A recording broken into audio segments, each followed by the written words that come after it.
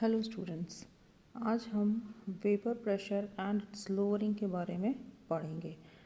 कुछ पिछले लेक्चर्स के अंदर हमने कुछ कॉलिगेटिव प्रॉपर्टीज़ के बारे में डिस्कस किया था। आपके इस चैप्टर के अंदर 4 कॉलिगेटिव प्रॉपर्टीज़ है। उसमें हमने ऑस्मोटिक प्रेशर कंप्लीट कर ली है। उसका हमने method of measurement of osmotic pressure और मॉलिक्यूलर वेट हम किस तरह से उसको डिटरमाइन करते हैं वो हम लोगों ने डिस्कस कर चुके हैं। आज अपन देखेंगे कि वेपर प्रेशर और रिलेटिव लोअरिंग क्या होती है, वाष्प दाब अवनमन क्या होता है। अब सबसे पहली बात आती है कि वाष्प दाब या वेपर प्रेशर क्या होता है। किसी द्रव का वाष्प दाब द्रव के तल पर साम्य अवस्था में उसकी वाष्प द्वारा आरोपित दाब होता है। The vapor pressure of a liquid is the pressure exerted by its vapor on the surface of the liquid at equilibrium. Now, when non-volatile solute is dissolved in solvent, the vapor pressure of solvent is lowered. Solvent molecules on the surface which can escape into vapor is replaced by solute molecules and have very little vapor pressure. ये देखिए, आपको ये diagram दिख रहा है यहाँ पर। देखिए, जो प्योर सॉल्वेंट है उसका वेपर प्रेशर हमेशा ज़्यादा होता है और जो सॉल्यूशन है उसका वेपर प्रेशर कम होता है। क्यों? क्योंकि यहाँ पे आपको दिख रहा है, देखिए जो डायग्राम है, ये डायग्राम आपको बता रहा है कि देखिए जो एस्केपिंग टेंडेंसी है सॉल्वेंट मॉलिक्यूल्स क्या है, ज़्यादा हैं। तो यहाँ पर देखिए ये वेपर फेज़ में बहुत सारे मॉलिक्यूल्स एस्केप हो रहे हैं। जब हम सोल्यूट डाल देते हैं तो क्या होता है, सॉल्वेंट मॉलिक्यूल्स कम हो जाते हैं, या हम यूँ कहें कि वो उससे रिप्लेस हो जाते हैं। तो इसलिए देखिए जो मॉलिक्यूल्स की स्किपिंग टेंडेंसी है वो क्या हो जाती है, कम हो जाती है। इसलिए प्योर सॉल्वेंट का वेपर प्रेशर हमेशा ज़्यादा होता है as compare to solution. Now what are the reasons of lowering of vapour pressure. Vapour pressure क्यों कम होता है, इसका क्या कारण है, ये अपन देखते हैं। Vapor pressure of any liquid depends upon the number of molecules which escapes the liquid surface. The number of solvent molecules present on the surface are more in pure solvent than the number of solvent molecules present on the surface in solution. Therefore, more molecules will escape in case of solvent than in solution. Therefore, the vapor pressure of solution will be less than the vapor pressure of pure solvent. अभी मैंने जो आपको बात बताई थी कि solvent molecules pure solvent में ज़्यादा होते हैं, सॉल्यूशन में कम होते हैं, इसलिए प्योर सॉल्वेंट का वेपर प्रेशर ज़्यादा होता है as compare to the solution. विलय द्वारा शुद्ध विलायक के वाष्प दाब अवनमन तथा शुद्ध विलायक के वाष्प दाब के अनुपात को हम वाष्प दाब का आपेक्षिक अवनमन कहते हैं। ये देखिए यहाँ पर अगर आपको ध्यान हो, हमने राउल्स लॉ पढ़ा था। The vapor pressure of a pure solvent is decreased when a non-volatile solute is dissolved in it. Raoult gave an empirical relation connecting the relative lowering of vapor pressure and the concentration of solute in solution. This is referred as Raoult's law. It states that the relative lowering of vapor pressure of a dilute solution is equal to the mole fraction of solute present in dilute solution. जो Raoult's law है, Raoult's law ने आपको अगर ध्यान हो तो एक नियम दिया था। तो आपेक्षिक अवनमन और सांद्रता के लिए जो नियम दिया गया है वो राउल्स का नियम कहलाता है। ये कहता है कि एक अवाष्पशील विलय को घोलने पर विलायक के वाष्प दाब का आपेक्षिक अवनमन विलय की मोल भिन्न के बराबर होता है। अब ये यहाँ पर इसको एक बार प्रूव करा गया है कि अगर हम ये माने कि P जो है वो क्या है, वेपर प्रेशर है सॉल्वेंट का, और PS जो है वो वेपर प्रेशर है सॉल्यूशन का, तो लोअरिंग ऑफ वेपर प्रेशर किसके बराबर हो जाएगा, P माइनस PS के बराबर हो जाएगा। This lowering of vapour pressure relative to the vapour pressure of pure solvent is termed as relative lowering of vapour pressure. तो इस प्रकार से जो relative lowering of vapour pressure किसके बराबर हो जाएगा, P minus PS upon P, यानी कि विलय द्वारा शुद्ध विलय के वाष्प दाब अवनमन तथा शुद्ध विलायक के वाष्प दाब के अनुपात को हम वाष्प दाब का आपेक्षिक अवनमन कहते हैं। तो ये इसको हम P minus PS upon P के द्वारा रिप्रेजेंट करते हैं। Now therefore Raoult's law can be expressed mathematically in the form of P minus PS upon P that is equal to N upon N plus N।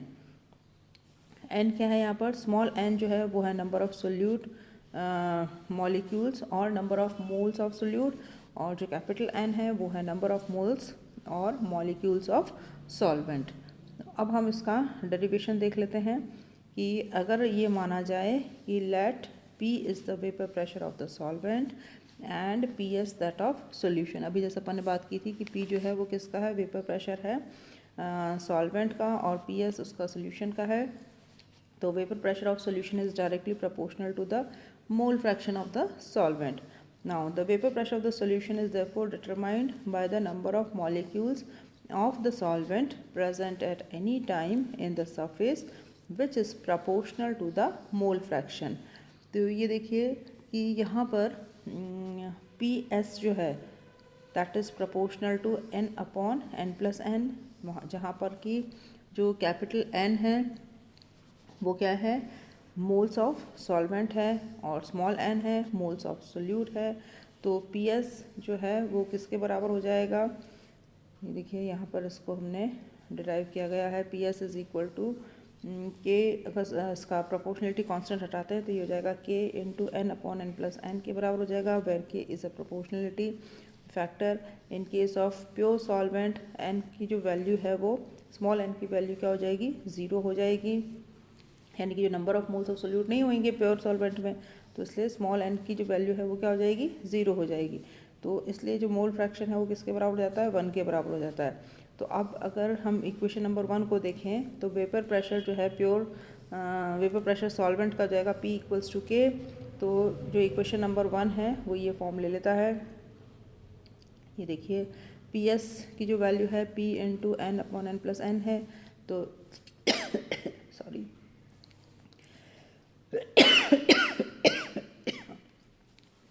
Sorry PS upon P will be equal to then n upon n plus n. Now 1 minus PS upon P will be equal to 1 minus n upon n plus n. So P minus PS upon P will be equal to n upon n plus n। तो ये जो है ये क्या बताता है कि जो विलयन राउल के नियम का पूर्णतया पालन करते हैं वह आदर्श विलयन कहलाते हैं। ये राउल्स नियम का एक फॉर्म है। ये यदि विलयन अत्यंत तनु है तो विलयन के अणु विलायक के अणु n की तुलना में बहुत कम होते हैं। तो इसलिए हमने यहाँ पर देखिए यहाँ पर ये लिख रखा है इसको।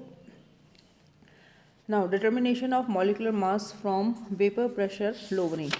हम जो भी कॉलिगेटिव प्रॉपर्टीज़ जो पढ़ रहे हैं उसके अंदर कॉलिगेटिव प्रॉपर्टीज़ का अगर एप्लीकेशन अगर हम देखें तो इसकी एप्लीकेशन है डिटर्मिनेशन ऑफ मॉलिक्यूलर वेट। तो हम जो भी कॉलिगेटिव प्रॉपर्टीज़ पढ़ेंगे उनसे हम मॉलिक्यूलर वेट निकालेंगे। तो जैसे हमने ऑस्मोटिक प्रेशर से निकाला था ठीक उसी तरह से हम वेपर प्रेशर लोअरिंग की सहायता से भी मॉलिक्यूलर वेट निकाल सकते हैं। कैसे निकाल सकते हैं, the molecular mass of a non volatile solute can be determined by measuring the lowering of vapour pressure that is P minus PS produced by dissolving a known weight of it in a known weight of the solvent. If in a determination अगर हम ये माने कि जो small W grams है ये solute है और ये डिज़ोल्व हुआ है capital W grams of solvent में, small m and capital M are molecular masses of solute and solvent. तो n का या हम ये कहें कि जो number of moles of solute small n will be equal to small w upon small m, और जो मोल्स ऑफ सॉल्वेंट है जिसको हम कैपिटल लेटर्स के द्वारा प्रदर्शित करते हैं that is capital N equals to capital W upon capital M। तो राउल्स लॉ से हमें पता है कि P minus PS upon P किसके बराबर होता है, N upon N plus N के बराबर।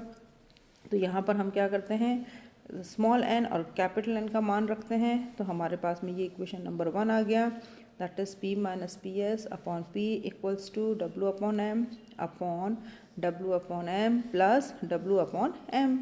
Since for very dilute solution the number of moles of solute that is W upon M is very small, therefore it can be neglected in the denominator। Denominator में हम उसको हटा सकते हैं, neglect कर सकते हैं। तो हमारे पास में इक्वेशन 1 क्या हो जाता है, P minus PS upon P equals to W into M upon M into W. Knowing the experimental value of P minus PS upon P and molecular mass of solvent, the molecular weight of solute, that is small m, can be calculated from the equation. तो इस तरह से हम molecular weight को calculate कर सकते हैं. अब देखिए, हम लोगों ने पिछली बार ऑस्मोटिक प्रेशर पढ़ा था, तो कॉलिगेटिव प्रॉपर्टीज़ किस पे डिपेंड करती है? नंबर ऑफ मॉलिक्यूल्स पे डिपेंड करती है. तो दोनों के बीच में हम एक रिलेशनशिप की स्टडी कर सकते हैं. तो अब हम पढ़ रहे हैं relation between relative lowering of vapour pressure and osmotic pressure. Now lowering of vapour pressure and osmotic pressure both are colligative properties, so they must be correlated with each other. As we know, the vapor pressure is directly proportional. As we know, vapor pressure of solution is lower than that of pure solvent, and this decrease in vapor pressure is directly proportional to the concentration of solution. Similarly, osmotic pressure is also related with concentration. जैसा कि हमें पता है कि दोनों जो properties हैं, कौन सी? वाष्प दाब अवनमन और परासरण दाब क्या है? अणु संख्या गुण है, जो कि अणुओं की संख्या पे निर्भर करते हैं. तो विलयन का जो वाष्प दाब है वो शुद्ध विलायक के वाष्प दाब से कम होता है, और यह कमी विलयन की सांद्रता के समानुपाती होती है. उसी प्रकार किसी विलयन का परासरण दाब भी सांद्रता पर निर्भर करता है. तो इसलिए हम इन दोनों के बीच में एक रिलेशन इस्टेब्लिश कर सकते हैं. वॉन हॉफ ने एक रिलेशन डिराइव की थी. देखते हैं, उसका एक एक्सपेरिमेंट है, छोटा सा एक एक्सपेरिमेंट है. ये देखिए यहाँ पर, ये इसका डायग्राम है इस एक्सपेरिमेंट का. तो इसमें क्या किया है कि एक जो थिसल फनल है उसके अंदर अवाष्पशील विलय का एक्वस सॉल्यूशन भरा हुआ है, और जिसके ये माउथ पर, ये देखिए एम जो ये आपको दिख रहा है, ये सेमी परमिएबल मेम्ब्रेन है. थिसल फनल को इन्वर्टेड किया हुआ है, उल्टा करा हुआ है, और इसके इस थिसल फनल को एक बीकर जिसके अंदर की शुद्ध विलायक यानी कि सॉल्वेंट है उसमें हम रख देते हैं. तो क्या होता है, और इसको बेल जार से इसको कवर किया गया है.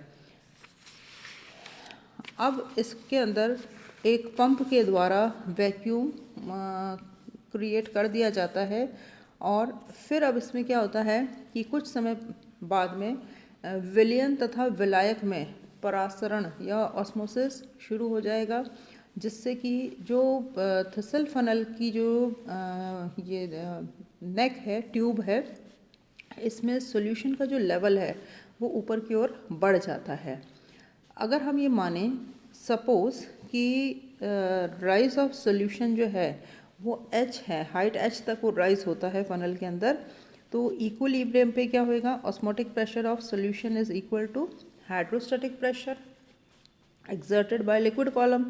तो हम ये लिख सकते हैं कि जो पाई है वो किसके बराबर हो जाएगा? h into D into G. Now suppose vapour pressure of solvent is P and that of solution is PS. तो डिफरेंस क्या हो जाएगा? P माइनस PS किसके बराबर हो जाएगा? HdG के बराबर हो जाएगा, या H रो जी के बराबर हो जाएगा. रो क्या है? वेपर डेंसिटी है, और जिसको कि हम इस तरह से किस तरह से निकालेंगे, ये देखिए यहाँ पे हमने इसको निकाला है कि let m is the molar mass, P is the pressure and V is the volume at T kelvin of a solvent. Now suppose vapour obeys ideal gas equation, तो P भी किसके बराबर हो गया? RT के बराबर हो गया. V will be equal to RT upon P. Thus vapor density of solvent rho will be equal to m upon V, that is equal to P into m upon RT. Now rho will be equal to P into m upon RT, or we can say that P minus PS upon pi is equal to H rho into G upon H dG, or we can say that P minus PS upon pi equals to P into D, or P minus PS upon pi is equal to P into m upon R into T into D, or P minus PS upon P is equal to m upon R into T into D into pi. अब ये जो equation जो है ये क्या represent करता है? ये रिलेशनशिप रिप्रेजेंट कर रहा है between relative lowering of vapour pressure and osmotic pressure. अब डाइल्यूट सॉल्यूशन है, तो डाइल्यूट सॉल्यूशन के अंदर D can be taken as the density of solvent, and if RMD can be taken as constant at a given temperature, then we can say that P minus PS will be equal to K into pi, or we can say that P minus PS is proportional to pi. Thus lowering in vapor pressure is directly proportional to osmotic pressure. तो इस तरह से हम ये सिद्ध कर सकते हैं कि किसी विलयन का जो वाष्प दाब अवनमन है वो परासरण दाब का समानुपाती होता है। समान ताप पर जिन विलयनों के वाष्प दाब समान होते हैं उन्हें समदाबी विलयन कहते हैं, आइसोपाइस्टिक सॉल्यूशंस कहते हैं। समपरासरी विलयन समदाबी भी होते हैं। Solutions having equal osmotic pressure at equal temperature are called isopaistic solutions, and isotonic solutions are also isopaistic solutions. तो यहाँ पर ये ऑस्मोटिक प्रेशर का रिलेशनशिप, ऑस्मोटिक प्रेशर क्या होता है, ऑस्मोटिक प्रेशर और वेपर प्रेशर की रिलेशनशिप, एंड वेपर प्रेशर क्या होता है, रिलेटिव लोअरिंग क्या होता है, ये हमने इस लेक्चर में पढ़ा है। नेक्स्ट लेक्चर में हम measurement of lowering of vapour pressure के बारे में पढ़ेंगे। Thank you.